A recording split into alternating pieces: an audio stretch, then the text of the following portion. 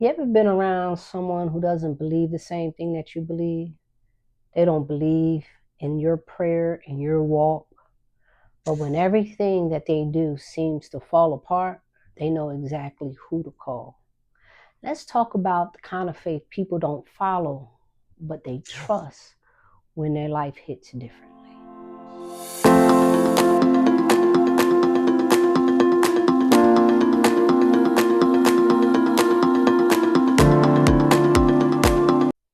We're going to stay in the book of First Kings, chapter 17, verse 8 to 24. I'm going to read verses 24. It's my main focal point. I want you to go back and read 8 through 24. Most people refer to this passage as the woman who was preparing to die. I want to look at it a little bit differently, so just lean in with me. So verse 24 says, "And the woman said to Elijah, Now by this I know that thou art a man of God, and that the word of the Lord in the mouth is truth." So this story takes place after Elijah has been fed by ravens. God sends him to Zarephath, to a widow. This particular woman was not a Hebrew widow, but she was a Gentile woman. And that alone is intentional. Okay. Why is it intentional? It's intentional because she is different. She's not like Elijah. They don't have the same customs. They don't serve the same God. Um, you know how it is when you're a Baptist and somebody else is Kojic, or they're Jewish, or they're Muslim, and they're different. So when Elijah meets this woman, she's being intentional. She's gathering sticks to prepare for her last meal, and pretty much she's preparing for her and her son to die. And this is going to be the last meal that they're going to have together before they die. Now, this woman, she does not have a name, but she does have a handful of flour. She has a little bit of oil, and she has no future. And in the midst of her crisis, this stranger, Elijah, not requests, but commands, make me a cake first. He didn't ask if she would. He commanded her to do something.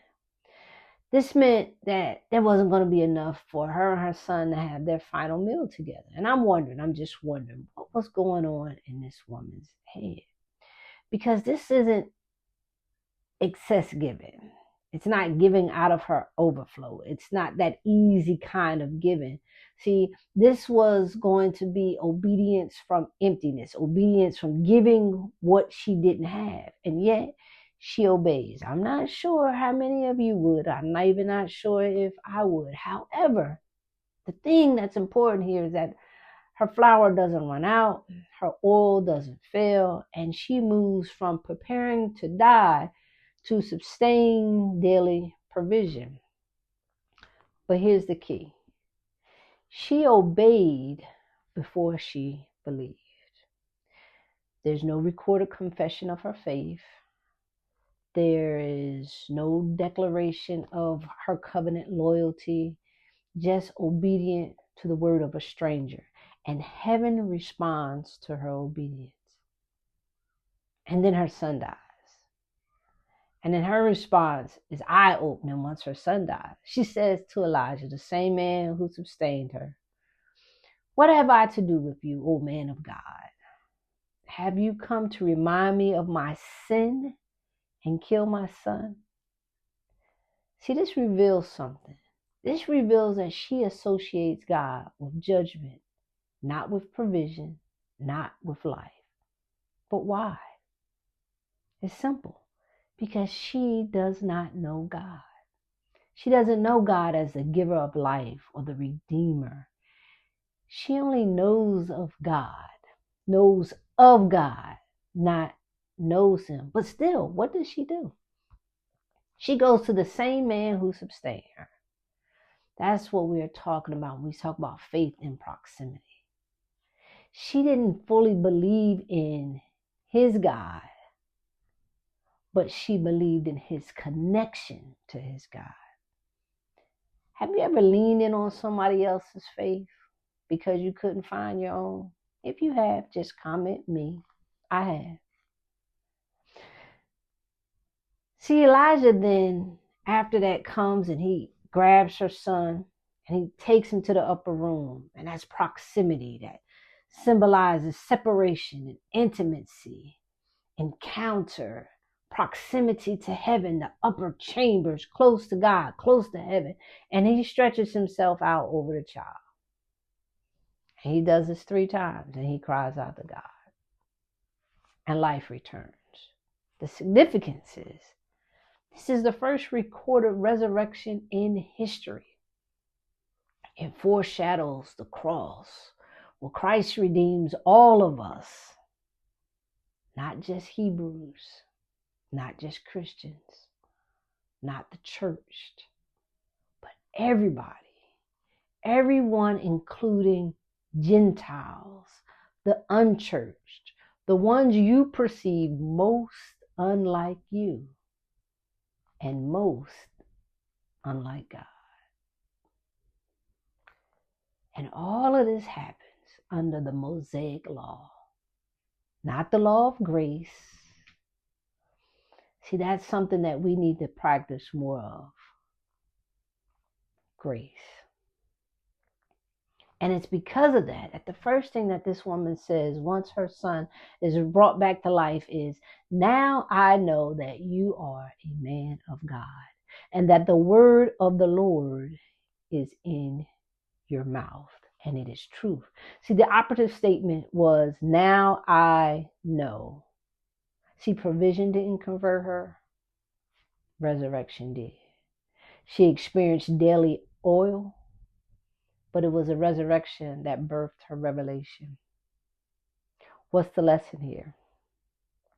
See, people can benefit from all the overflow around us and still not know God personally. They can watch our discipline.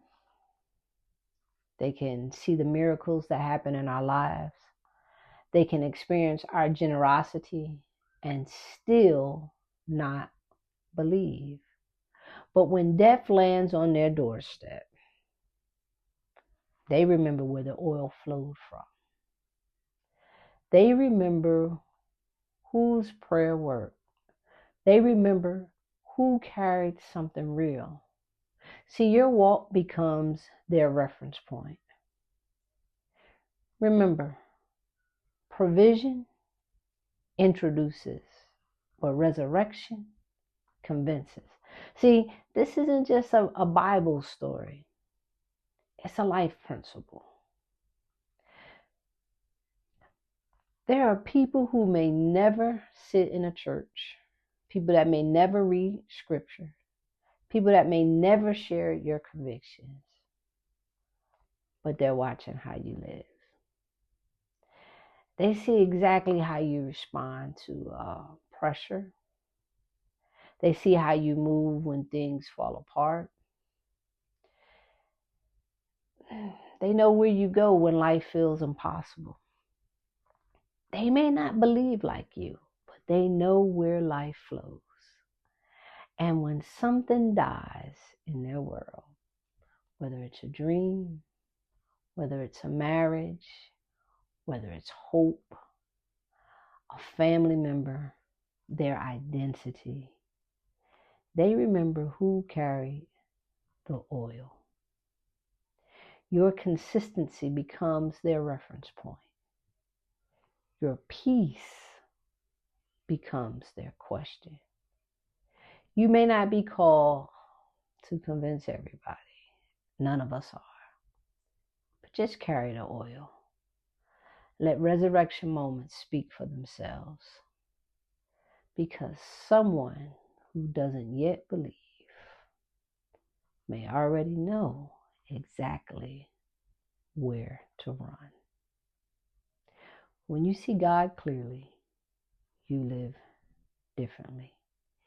Keep your faith in focus and be blessed.